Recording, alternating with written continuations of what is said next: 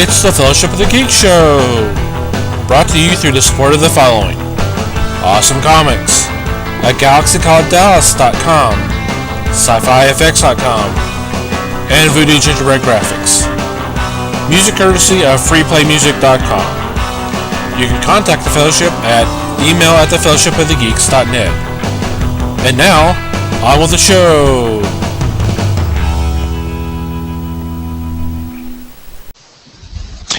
Hey there, everybody! Welcome to the Fellowship of the Geeks show for the week of June 25th, 2013. My name is Thomas Chick, and joining me via the miracle of Google Hangout is Mike Marlowe. Hello. Les Webster. Good evening. And from the website at Galaxy Call Dallas, James Pickering. How he did that without talking, I have no idea. So how's everybody doing? Loopy? Yeah, we kind of figured that already. So, Mikey, Les, how are y'all guys doing? Okay. Doing well, thanks. We are four of the most boring individuals you have ever come across. No, it's okay. The viewers of this show know that. But, never mind. They love us anyway. Both of them. Yeah, all two or three of them, yes. Well, we all did show up. I hope everybody's doing all right. Is there anything y'all want to go over real quick before we start up tonight's show? Oh! We going back to the Welcome Back Connor reference. Okay. Just like to say that the Neil Gaiman book signing and reading last night was freaking awesome. If it weren't for the fact that we stood in line, we actually didn't stand in line that long. We were probably in line 20 minutes, but it was enough to get you to where you were sweating, and then by the time you got inside, you were sweating even more. And then the only seats that were available by the time we did get there were the nosebleeds, and so we were at the very next to last row in the balcony up in the back right of the theater, but it was almost vertical like this, so you were still kind of close to Neil Gaiman if you were to fall that way. Yeah, you would have landed within 20 feet of them, I'm sure. But the good thing was they were selling alcohol, so it wasn't really that big of a deal. But the seats, I guess, 75, 80 years ago, humans were smaller, and so the seats were, so you got to sit really, really close to everybody, which, when you're sweating profusely, is not a good thing, especially when you got two girls on either side of you, and, you become very aware of yourself and your effervescence. But aside from all that, it was a great reading. He came in and he read from the new book, The Ocean at the End of the Lane, and then he was so he didn't do this for any other book signing on the tour so far. He was so wowed by the awesomeness of the Majestic Theater and how gorgeous it was and the architecture and everything that he wanted this to be the place that he read from his new book that he was working on with his, it's a new children's book called Fortunately the Milk, and he read from that, and it was hilarious. And so that comes out in September, so that's I'm looking forward to getting that one for the kid. And then when he got done with that, it was time for signing, and there were at least, it was estimated there were at least 1,600 people in this place, which he said that was the largest crowd so far. In Miami, they only had about 1,300. That was where he was at night before last. And 1,600 people, and Katina, who was with me from the sci-fi clubs, sci-fi meetings, she was with me, and she said, he says that he can do 4 books a minute. And so we figured it out, and we figured that he would probably end about 2 o'clock in the morning. And sure enough, at 2:23, he tweeted that they were finally done. So we decided that I've got a babysitter at the house that I had to go relieve, and so we just ended up trading the one book that was unsigned for one that was signed, and we left. Very cool. Cool. He did admit the reason he's not doing any more signings, though, was because of the hand. And, you know, I've always heard about, like, hand models would insure their hands through Lloyd's of London. I'm surprised he hasn't done that. Of course, then again, Lloyd's of London probably has some kind of thing where they don't do that for authors, since that is when he says he's signed 27,000 books so far this tour. So it is a risk of the trade. Yeah. I thought it would be a great promotion, though, if because he made a comment that he would sign books until either everybody got a signature or his hand fell off. And I figured, well, hey, that would be a great promo. You know, what if you were the book he was signing when his hand fell off? You got to keep the hand. Yeah. See, that's like a bonus. I would have took it. Am I the only guy that wants Neil Gaiman's hand? I'm the guy that would keep going, no, you go ahead in front of me. No, you go ahead in front of me. Well, it sounds pretty cool. It was. It sounds like a cool experience. If we don't have anything else, let's go ahead and get into tonight's topics. Dun, dun, dun. Dun, dun, dun. We have topics? Right off the bat is a little controversy that started up Sunday afternoon. Of course, I've posted on the website.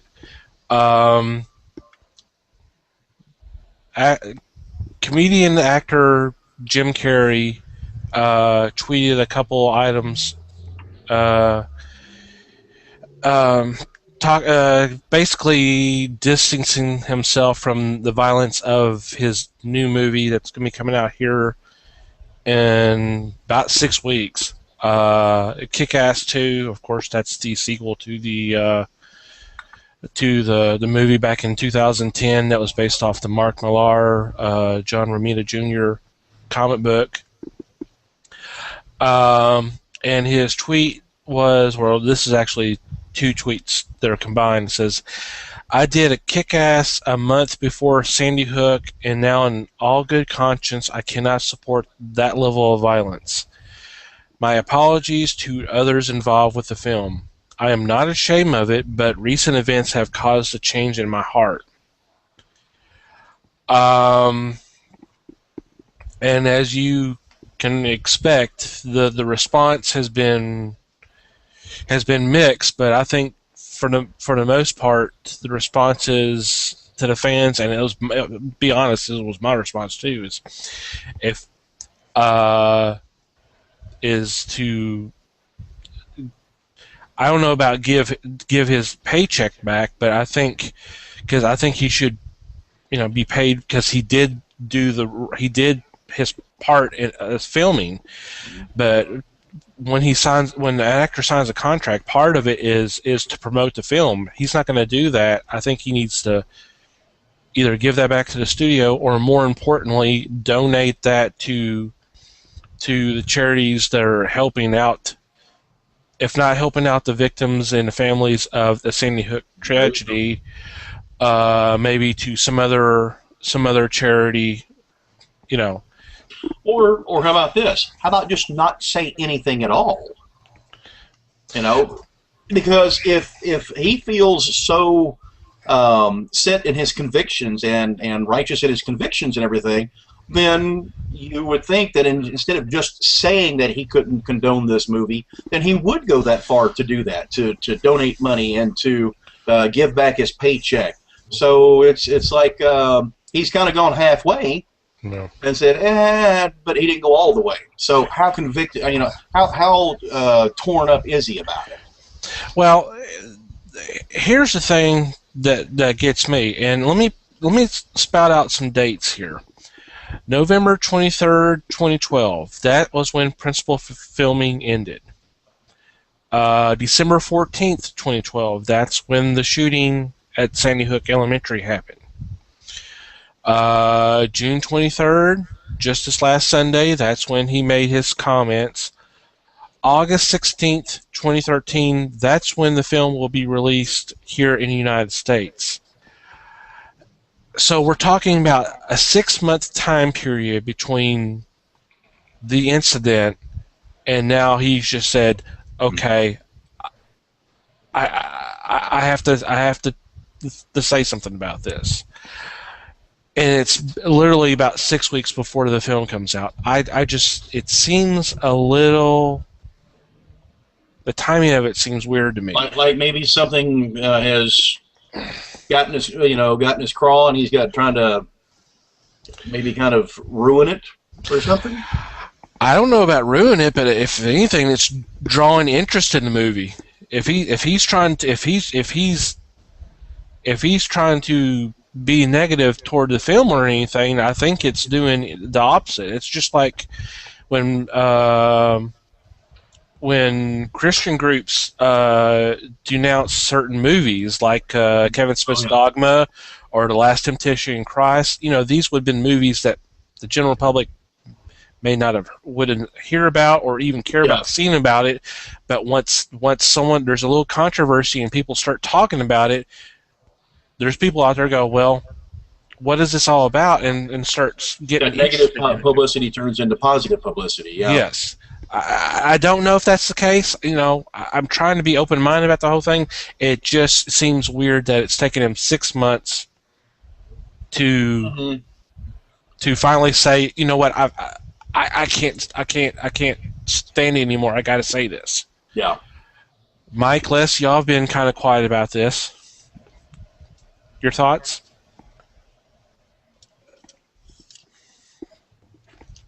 You pretty much nailed where I was going to go with it. Not long after it happened, I spotted a post on Twitter. I wish I could credit the person who said it. I don't remember who it was. But the response, what that person had said was, this movie has now gotten more publicity from his comment than it would have if he had stayed quiet. Right. Than it was going to get anyway.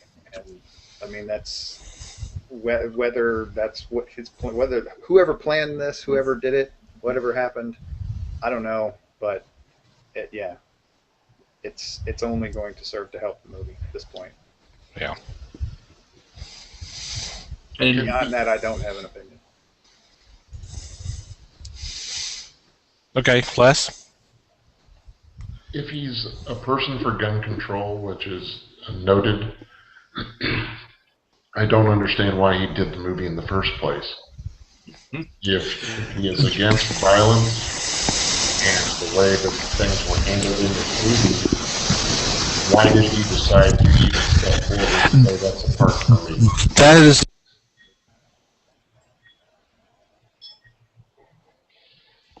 That is the other thing that was brought up, was the fact that, did he not see the first film? Did he not read the script? Has he not read the comic books?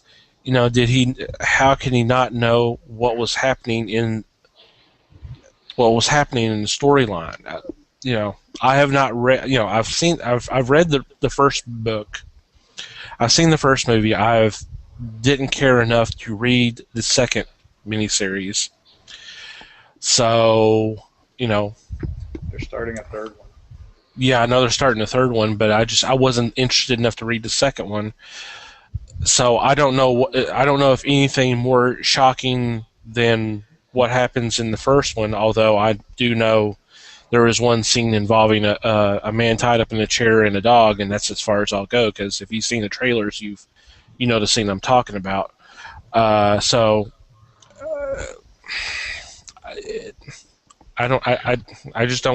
don't get it.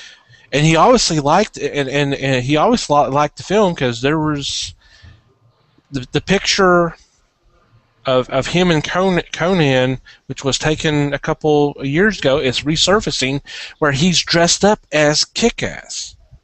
So why would I guess he would do it for fun, but that also shows me that he was a fan. But maybe I'm wrong on that. I don't understand. Or what if, maybe if that's his, maybe he is, let's go out the other end and go, all right, maybe he is a greedy guy and he's wanting to, and he's doing this, he's willing to do this to try to drum up more business to make the movie even bigger, so the next time around he can go, okay, I want this much money, or, but, or like with the costume, maybe he got paid to do it, it is hard to understand the motivations, but again, it's like we've all said, he saw the first movie, he couldn't, he had to have seen the first movie. Even from the trailers of the first movie, you knew it was going to be this kind of a movie. And I have to admit, I'm actually ashamed to say that my favorite part of the movie is the 12-year-old that cusses like a sailor and knows how to use automatic weapons and knives. Would I let my daughter see this movie? No, not until she was out of the house, old enough and out of the house. But to me, that's why I like the movie. It's because to me, it's over-the-top violence. It's well, for now, it's over-the-top violence. I'm sure that some sicko out there will eventually top it.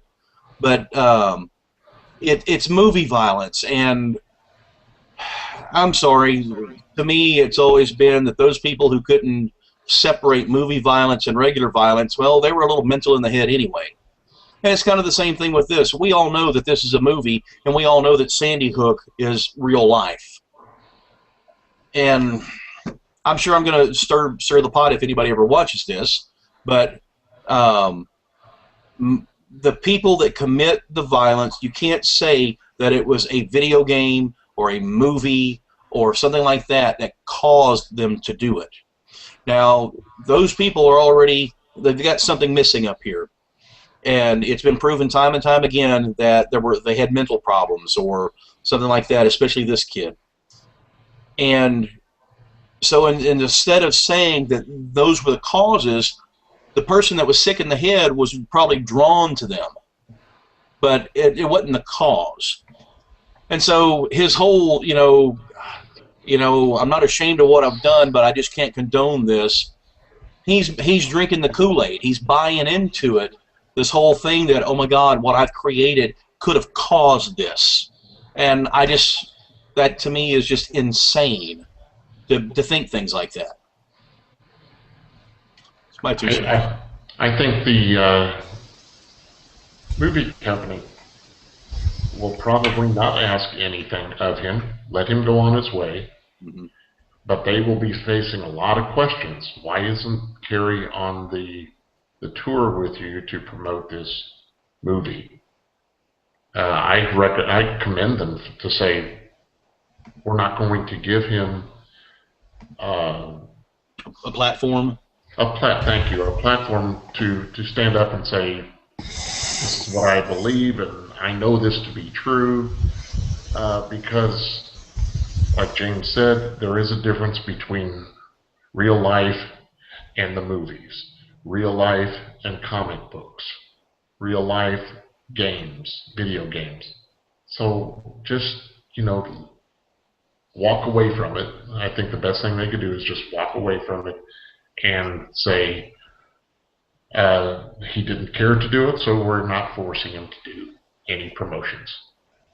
Well, I don't think they're going to have to face that question because he's basically said he's not going to promote it. So it's not something they have to worry about. But well, if he's under contract, like you said, though, they could turn to him and say, "You will go on tour." But to me, the best thing they can do is just let it drop, let it stay where it is, and not bring up anything else to rile anybody. I could just see the movie coming out, have a big, huge, record-breaking weekend, and all of a sudden Jim Carrey pop up at the next thing. I was just kidding, Where's my paycheck? Yeah.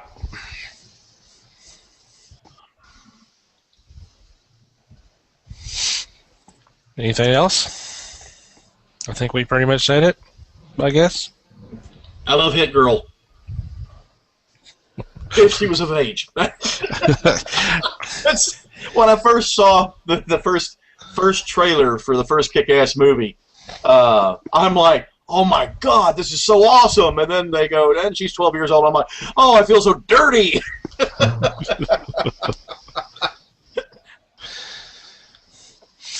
Can we edit that out? I probably don't. I shouldn't have said that. Too late. Sure.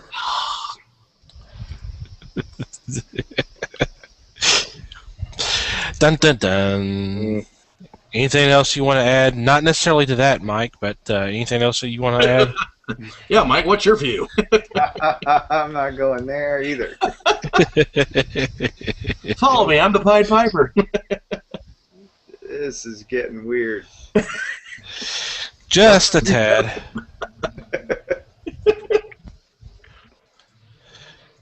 Okay. Here we go. Let's move on to the next topic then. Woo! Last week, it was confirmed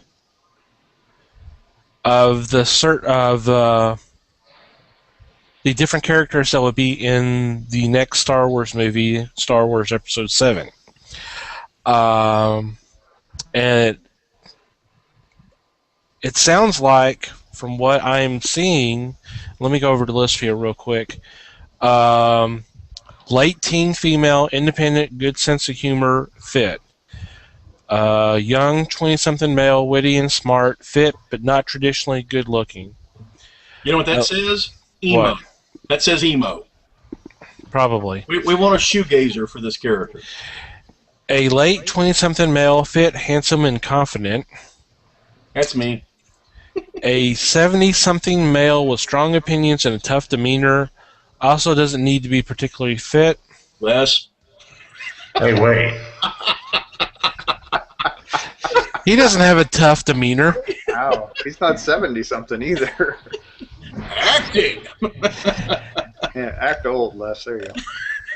A second young female, also late teens, tough, smart, and fit. Is Les crying? I think so. I'm still there. 40-something male, fit, military type, and 30-something male, intellectual, apparently doesn't need to be fit. I love the way they do that. He's intellectual, so he doesn't need to be fit, apparently. Smart so that he can be a little bit overweight if needs to be. Yeah.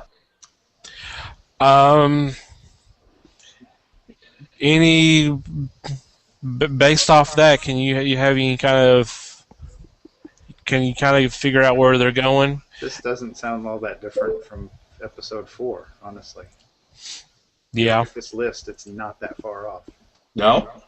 There's an extra female, which honestly, it's 30 years later. There should be, but otherwise, it's the same lineup. Yeah, because now I haven't read any of the books, so I don't know what's out there. But I do know that Han and Leia they've had a boy and a girl, right? They had 3 kids. 3 kids, okay. 2 boys and a girl. All right. Male. Well, that could fit in there. Now, they've pretty much said from the get-go that they're not going to go strictly by the books, but they may take elements of the books and be used in the movies. But that's what has happened before. Well, I would Lucas did that with the prequels. Well, I would think that they would want to. The elements that they would want to keep out of the book or keep from the books and use in the movie would be at least how many kids each person had, and at least the family. Because if they don't do that, that's going to throw off a lot of. To me, that's just going to be almost like Star Trek, an alternate timeline. And so I would say don't mess with plot lines and things like that, but at least go ahead and keep the family lines right. But that's just me. But the books, I can't believe I'm going to be saying this, but the books are not canon. Well, I understand, and that's right. But well, that's like we always talk about with the movies. Yeah, the books are not going to be the movies, but it's just like the what was the book that Brian Daley wrote? The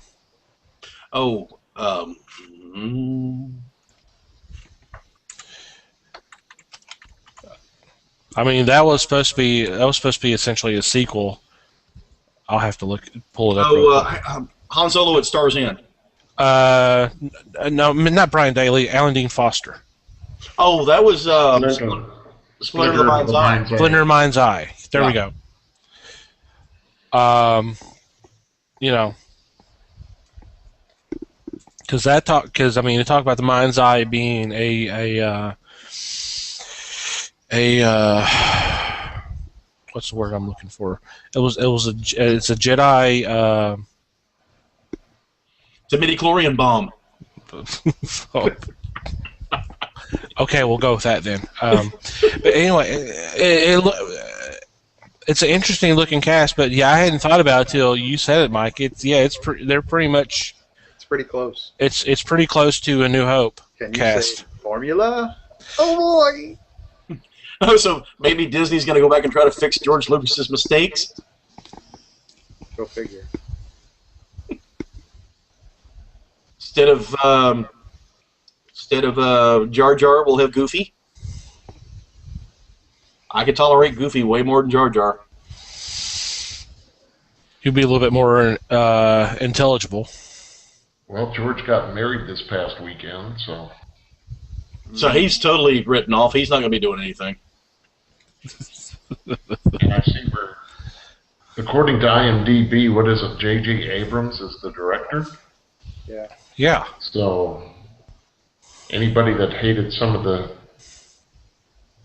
like, Lost, just forget it. This is different. Or the new Star Trek movies, for example. Yeah. Hey, but I love lens flares on my lightsabers. Good, because you're going to get them. Stormtroopers with Mickey ears. Singing It's a Small World. That's no small world. It's a space station. It's a Death Star. There you go. To a small world. Practice that line, Les. That's what's going to get you that role in that movie. There you go. That's no small moon. That's a station. Yeah, keep practicing. Was that good enough for Despicable Me 3? Sure. Given that none of us know how bad Despicable Me 2 is yet. I don't know. I've been watching all the little clips and trailers for it, man. It looks way funnier than the first one. And the first one was pretty funny. Well, It's Mike yawns. He's like, yeah, right. I'm just tired. is there any other listing than what IMDb is showing for the principals? I mean, they have the major cast from number 2, the Empire Strikes Back there. So I didn't know if there was any thought of additionals, or if the word is just out, that's who they want. That's what that just came out last week and was confirmed last week by Lucasfilm. Yep. Official Star Wars characters breakdown on Entertainment Weekly on the 19th. So, I mean, it was quickly confirmed. It hit pretty quick, saying this is what we're hearing, and all of a sudden there was official confirmation. So essentially we're gonna have a third version of A New Hope, because wasn't that essentially what a Phantom Menace was to a certain point? If it was, it missed. Well, I didn't say it was good, but it kind of was. It ends with a Skywalker in a spaceship blowing up a big spaceship in the sky, or a space station. Well, it says supposedly the Guardian put out where did it go? Yeah, the Guardian put out an article about it and referenced the website Deadline Hollywood as having a more comprehensive listing of the characters that they were looking for and what traits they had. But when you click on the Deadline link, well, that link is dead. So, that's funny. Yeah, that makes me wonder if they had leaked something out that wasn't supposed to have been leaked out, or maybe if it was something that somebody had just made up and they had to go back and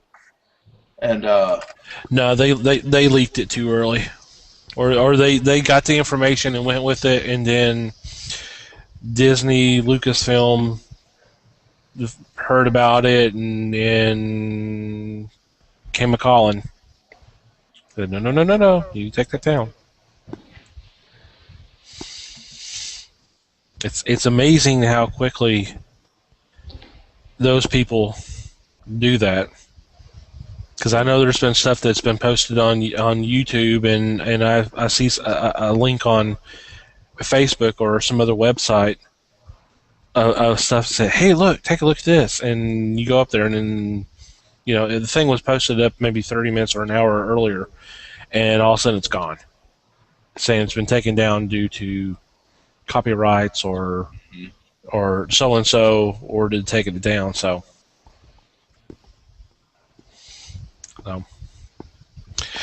It sounds like an interesting cast.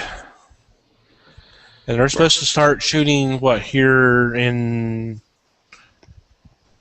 I know supposedly they're shooting for 2015. So I guess they're going to start shooting in spring of next year. Yeah, they said 2014 was when they're going to get started. In fact, they had something going on with Pinewood Studios, which is where James Bond was filmed. And but it's still kind of tentative. They haven't really confirmed it yet. Well, Pinewood's where they filmed. I know they filmed Empire. And they probably filmed some of Jedi there too.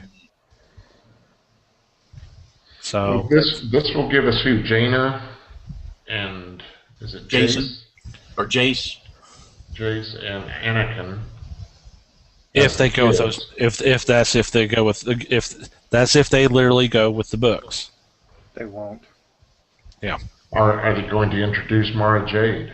I hope that's a character they bring in. Why would they do that if they're not, unless they're going to use Luke? Well, yeah. We really don't know if they're using the original characters or the characters from the original trilogy. We've not heard anything official there. Well, I'm looking at IMDb, and they have Ford, Hamill, Fisher, Williams, and Anthony Daniels. But there's been no official word from Lucasfilm or Disney, and until then, especially IMDb. IMDb and Wikipedia are user edited, so take it for what it's worth.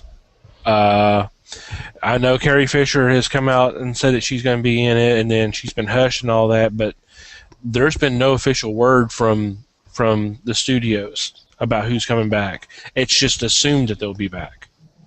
Yeah. So. Yeah, and that's what a lot of people are speculating, that a lot of the cast they're looking at is got to be replacing Harrison Ford and all those, and I don't know. I guess it's it would be okay for those of us who grew up with Star Wars. Those are always going to be Harrison Ford, Mark Hamill, and Carrie Fisher, and I don't know if I could go to a Star Wars movie and see those characters and not see those actors.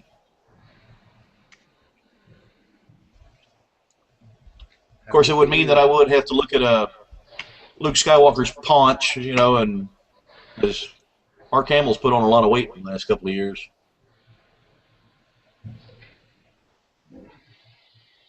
Well, you say that, but I mean, that's there's people out there who say Jim Kirk's William Shatner.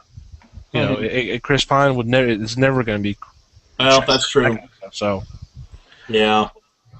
So, but this is all speculation. We don't know. So, well, hopefully the same casting agent that did Star Trek will do this, and we won't have to be disappointed. well, I mean, it is Abrams. True. So we'll see. Bad Robot's involved, so. Huh? Bad Robot is involved.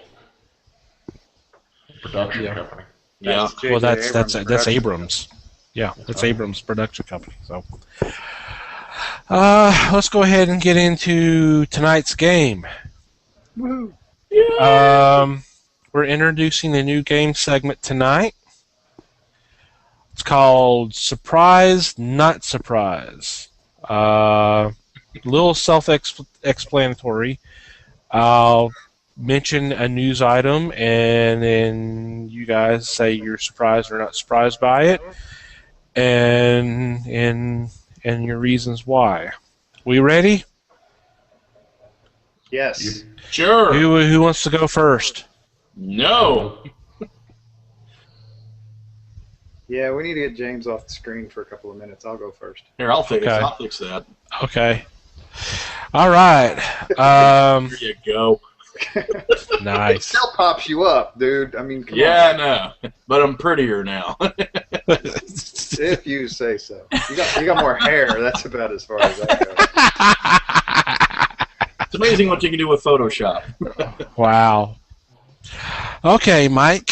Last week it was announced that Robert Downey Jr. has signed on to do Avengers 2 and 3, but there was no word about another Iron Man film. I am not surprised. Oh, you want more? Okay. I say whether you're surprised or not surprised, and back it up. Honestly, they're in a position, given the success of the Iron Man flicks and the first Avengers movie, where they pretty much have to pay him whatever he wants to be in the Avengers movies. There is just no way they're going to be able to do those things without Iron Man or without Stark. It's just not going to happen. The public wouldn't accept it. And there's no way they could replace him and have another Tony Stark. That would just be ludicrous. So he had them by the short and curlies pretty much from the beginning in whatever negotiation took place. So they did the right thing. Whether he was big about it or not, decided to not completely screw them over and charge them like $500 million for each flick. I don't know. I didn't see any of the details of whatever contract was there, but they did the right thing, and everything will all be happy as long as the scripts are good. Next. So you're not surprised that they didn't even try to sign them up for another Iron Man movie, that they just went strictly with the Avengers? No, I'm not. I have not seen Iron Man 3 yet. I'm terrible about that sort of thing. I cannot stand movie theaters. But from what I have heard, it has not been quite as well accepted. So if they're smart, they're going to let the Iron Man series have sort of run its course, perhaps, or do something with a near variant type thing. I mean, there may be an Iron Patriot movie. Who knows? I have heard little bits and pieces about possibility anyway. But yeah, I'm not at all surprised that they're not worried about Iron Man 4. He mutes himself, and he's still. That's all I can see. It's amazing. Okay. Next. Les. I look at it, I'm not surprised either. I do believe that Downey will probably not do any more Iron Man movies. I think he's going to be content with doing the 2 Avengers and probably be done. Just say, look, we ran a trilogy, we did well, we made some money. because I also believe that he is probably thinking he doesn't want to get typecast and not have anything else on his resume coming up. As far as putting someone else in the suit, Christian Bale is not working right now. I'm sure he could probably fill the suit. But I think that if he decides to do another Iron Man movie, yeah, they'll probably back the truck up and just let him shovel out what he wants. But I don't see him just sticking to it right now and saying, oh yes, I'm Iron Man forever. Because you don't want that that tag on yourself all the rest of your life. So I am not surprised he signed for 3 and 4. I am not surprised he didn't bring up Iron Man, or 2 and 3, and did not bring up Iron Man additionals. James?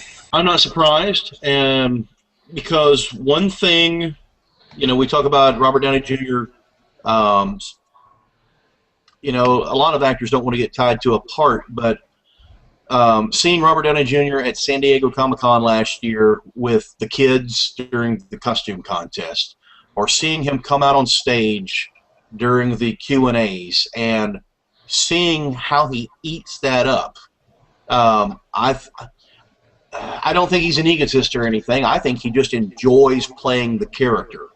And so I'm not surprised that he came back for him, and I would probably say that he might be back for more if there's going to be more. It's just a question of whether the studios want him or not, and hopefully they do, because, of course, this goes back to what we were talking about with the Star Wars characters. I find it really hard to see anybody else stepping in and taking his place. But then again, I like Chris Pine as James T. Kirk, so I'm sure I'll get over it. Whoever they bring in, I'll be happy with who they choose. But I'm not surprised. I'm glad he's back.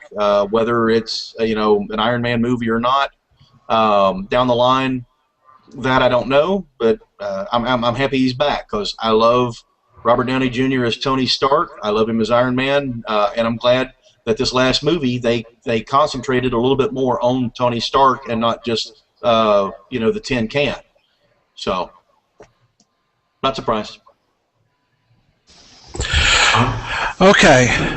Go ahead, Les. I'm also wondering if the studios are thinking about doing movies about the other Avenger characters. Yeah, you've got Thor, and you've got another Captain America coming out. Mm-hmm. Are they thinking of doing one with Hawkeye and Black Widow? Well, maybe a little background story for that. Well, I was going to get into that. I agree with y'all to a certain extent. I'm not surprised that they brought him back for 2 more Avenger films. The only thing I'm surprised about is how quickly it was done. Because if you think about it, Iron Man came out almost 2 months ago. And as when he was doing the press junkets, he was like, well, everything's up in the air. Who knows? I kind of like to do it, but I wouldn't mind taking a break and that kind of stuff. I mean, normal quotes you would hear when they're, during the negotiations. But the fact that they got it done so quickly kind of surprised me, but it's a happy surprise. As to no Iron Man 4, that I'm not surprised. I've heard, from what I've been hearing, they're kind of wanting to take a break from that franchise because they've got other ones they're wanting to do. I mean, Doctor Strange is pretty much an automatic. I mean, they say they're going to do it, but there's really nothing official, as in director or script or characters, that kind of thing. Ant-Man is supposed to be happening. We got Guardian Galaxy here in another couple of years. So you're talking about maybe 2 or 3, if they're successful, another couple of movies there. They'll finish up the Caps and the Thor trilogies. Who knows what goes on beyond them? Probably those will probably be retired and replaced by other Marvel franchises. So I think 3 is the last Iron Man film for a while, because I think they're going to want to try to. They don't want to oversaturate the market, because if you they're doing 3 Marvel movies a year, just Marvel Studios alone. Like next year, there's supposed to be 3 or 4, and that's including the next Spider-Man movie. We're supposed to have we're supposed to have the FF reboot here sometime soon, and of course we got X-Men next year too. So we got Spider-Man, X-Men. That's not counting Captain America, that's going to come out next year. I know Thor's coming out this fall, so there's already going to be about 3 or 4 Marvel movies next year. That may be too much, because 3 seems to be okay, 2 or 3 seems to be okay, but start putting out more than that, and you start diluting the sauce a little bit. Yeah, well, you're tempting fate, because at some point people will probably start getting burned out. Yeah. Saying, okay, this is too much, and then you start hurting yourself. You're right, Mike. So. Well, and with the 3 movies thing, I mean, historically, and there are exceptions to this, but historically, when these superhero franchises go beyond 3 movies, they start getting problematic. Honestly, even X-Men started to lose touch, and I think they're counting on the Days of Future Past to kind of bring things back. I mean, First Class helped quite a bit. It wasn't quite as big a deal, but I mean, X3 and Wolverine movie just tanked. Yeah. And so, I mean, it's one of those things where going to a 4th movie in one of these franchises is a very dangerous thing from a Hollywood perspective, and it would be really smart of Marvel to stop with Iron Man 3 and let it ride. Yeah. Let it ride into Avengers 2. Yeah. Start following the other characters. Well, if you think about it, there's been very few franchises that have made it to the 4th film, to the 4th installment. The Batman and basically Batman and Superman, and you started losing people after the 3rd. Right, because even now it's weird and awkward to sign these big name these actors that, if they aren't already big names, they're going to be after 2 or 3 successful movies, to these monstrously long contracts when you're not sure. Yeah. I mean, you're not going to sign a Chris Hemsworth to a 7-movie deal at the beginning of the negotiations for the first Thor movie, because who knows what the Thor franchise is going to do. And who knows how successful Avengers is really going to be 3-4 years ago. Yeah. I mean, it's a huge gamble. Well, they did that with Evans. I thought they did that with Hemsworth. I thought both of them had signed a 6-picture deal. They may have. I'm hearing, but that is very dicey. Yeah, it's a risky move. I mean, you're talking about putting millions of dollars on the table for movies that may not ever get made. Yeah. Yeah, but you're looking for those 2 guys 3 and 3 in their respectives for their characters and the Avengers. So, I mean, it's another system where you're going to have 3 Iron Man, 3 Caps, 3 Thor, 3 Avengers. Well, yeah, we understand it, but what Mike's talking about, if Thor and Captain America: The First Avenger bombed, the then companies are out the money. Yeah, then that's exactly. And that's my point. Is it's just a huge gamble. Yeah. Yes. It is a huge gamble, Oh. and you kind of can't blame them for not wanting to make that kind of deal. I mean, you also applaud them for doing it ultimately. Yeah. With Evans and Hemsworth, but you can see where they're hesitant because, man, I mean, I think the best example is the Batman, the Batman franchise from the 80s and 90s. I mean, those movies just went south after about number 4, and just didn't do well at all. And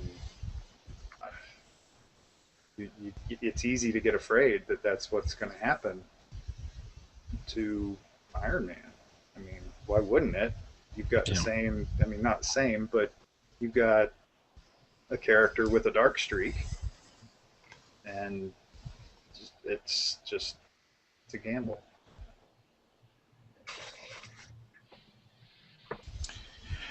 Okay, topic number 2, and this goes to Les.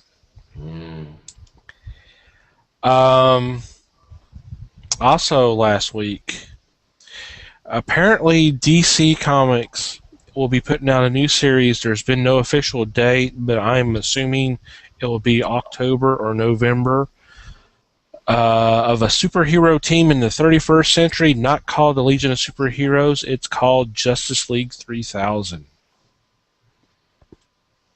Yeah, I saw this in the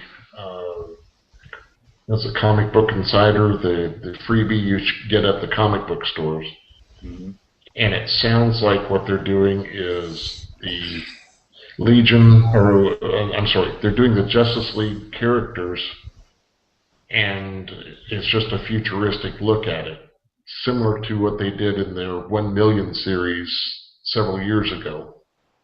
It's not necessarily going to be the same people in mask, but it's going to be similar characters. I'm looking forward to it. I want to see this because this is going to be a number, the numbers of their 52. It's going to be taking place, or it's going to take someone else's place in the 52 title. So I hope that it does well, and I'm looking forward to it myself. Somebody's clock's a little early. Yeah, it usually is. Yeah, it's about 3 minutes off. Okay, James? I'm not surprised that they did something like this, because DC has become known to just do weird and random stuff. To me, this is... I don't know, it's almost like they haven't got enough titles out there, so they have to go off and they have to move, you know, thousands of years in the future to get to a timeline that they won't screw up. What's the website that they've started? It has so many days since DC did something stupid, or has DC Comics done something stupid today? Yeah, and so not necessarily that this is stupid or anything. I think it's going to be an interesting. We've lost Mike. What, you didn't know about that, Mike? I'll send you the link there, Mikey. I've looked at it several times. You know, it's not like it's not something that I wouldn't mind reading or anything, but to me, it does look like they're just trying to throw more titles out there, and I'm like, don't we have enough to keep up with right now? Let's concentrate. Let's try to provide quality titles that are stories for the titles that we have now. But no, we've got to go off and start another timeline somewhere, or go further down the timeline and start up a whole new batch. So, not surprised. It's kind of par for the course right now. So, but I'll probably end up reading it, at least the first couple of issues, and who knows, it might turn out to be something good. Mikey? Yes. Okay. I too am not surprised. And honestly, I will say that without really knowing anything about what's going on with it. I have no idea what it really is. I'm still not surprised. But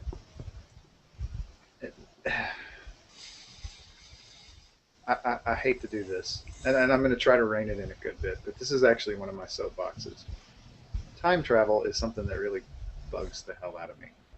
I really don't like... Time travel is a crutch in most stories. Yes, see, Tom's rolling his eyes. He knows. I didn't roll my eyes. I was. I just. I was up at something. I'm looking up at the TV screen. He's heard. I'm listening while I'm watching The Shining. Nice one. Cool. It's one of those things where, I mean, and no, I did not know about the has DC Comics done something stupid today website. But they have been really riling up their fans a lot lately.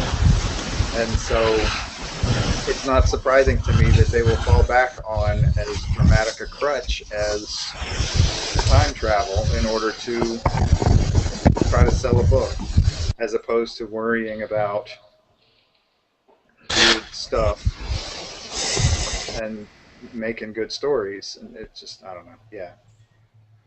So I'm not surprised. It annoys me, but I'm not surprised.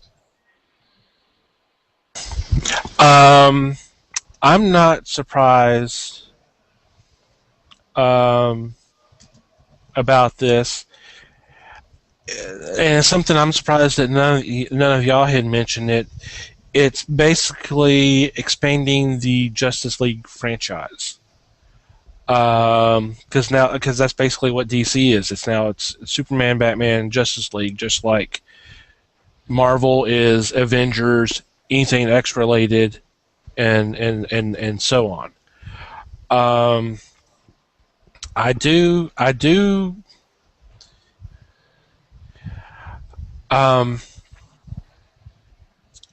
like the creative team that's going to be doing it. It's Keith Giffen, J.M. DeMatteis, and Kevin McGuire, who's no stranger to the Justice League. They did the Wahaha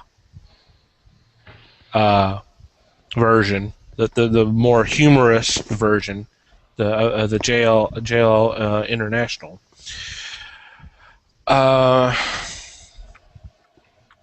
My thing is this is happening after they're canceling the Legion, they've had some problems. I've loved the concept and the team and all that, but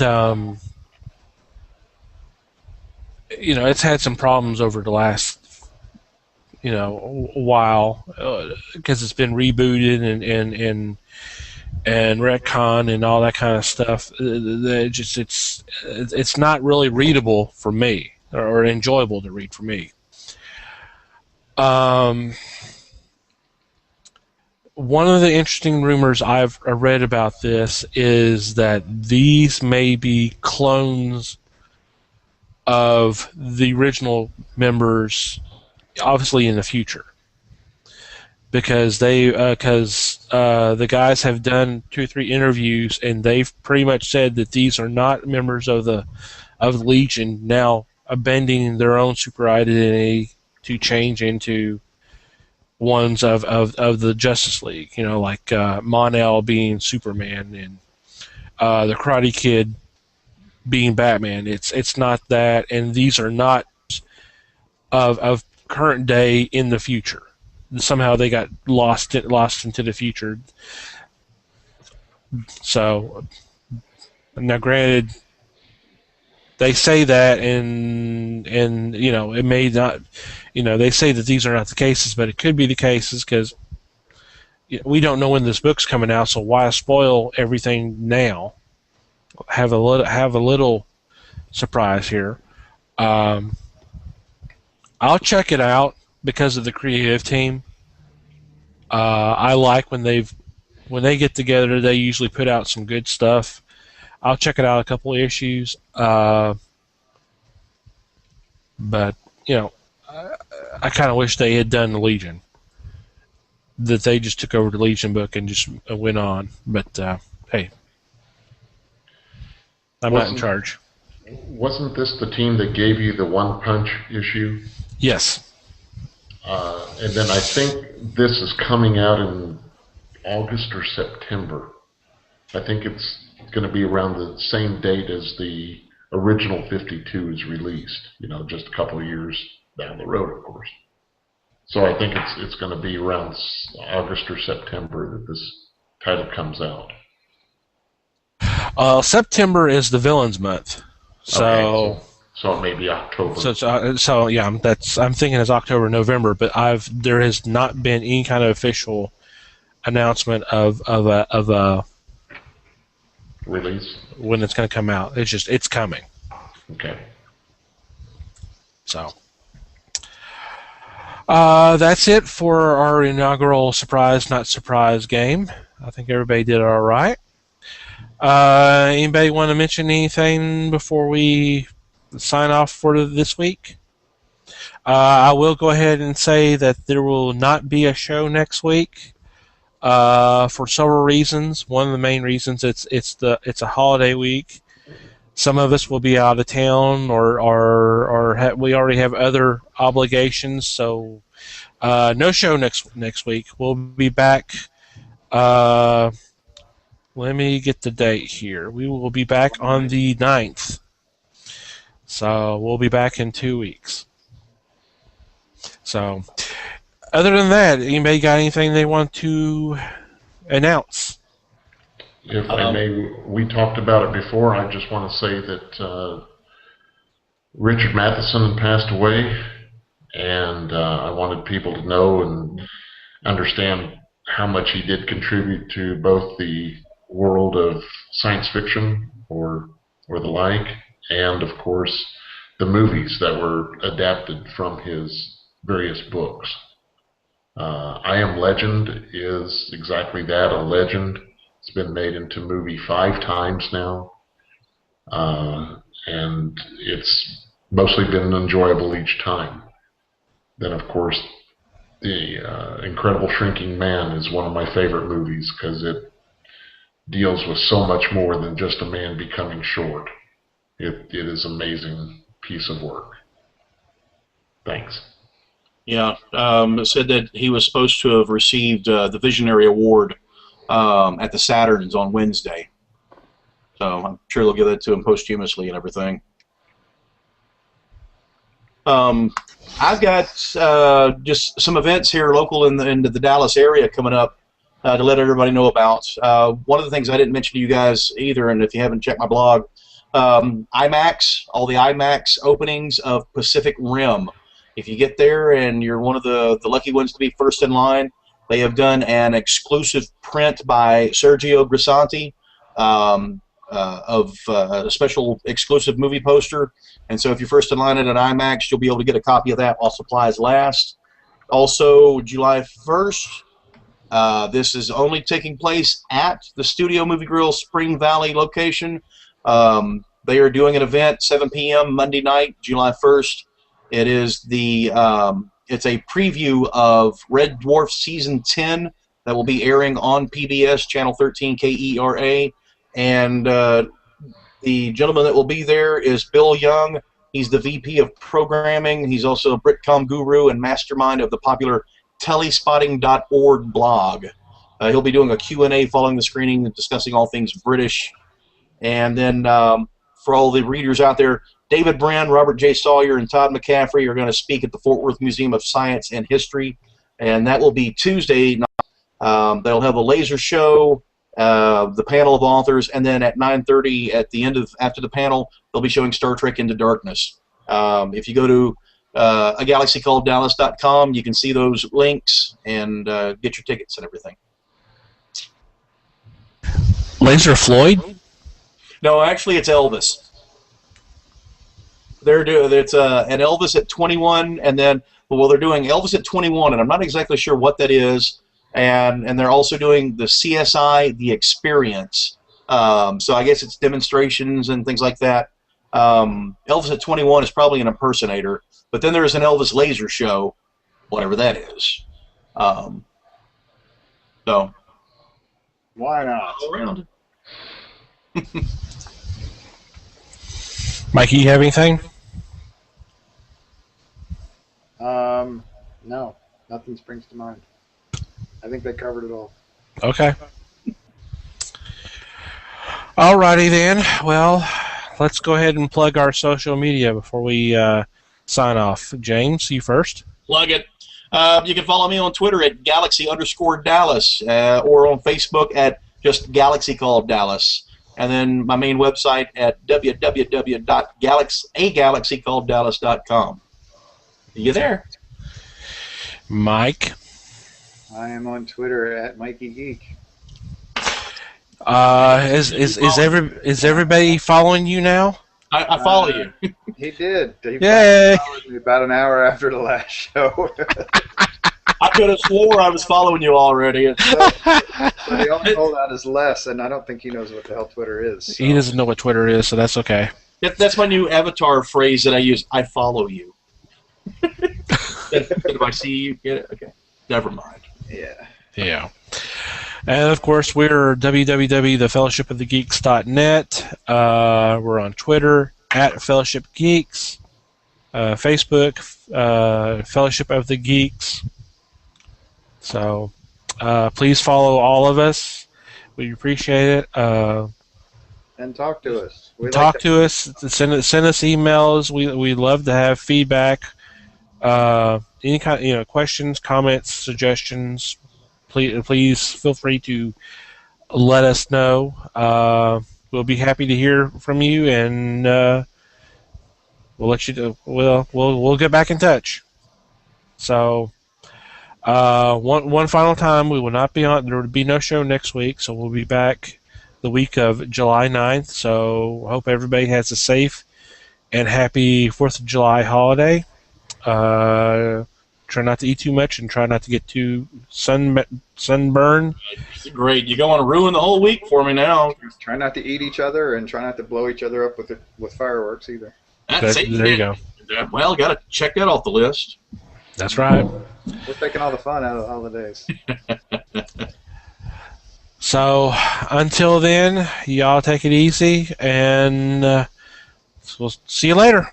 And remember, kids, Uncle Les always says, keep your Twitter in your pants.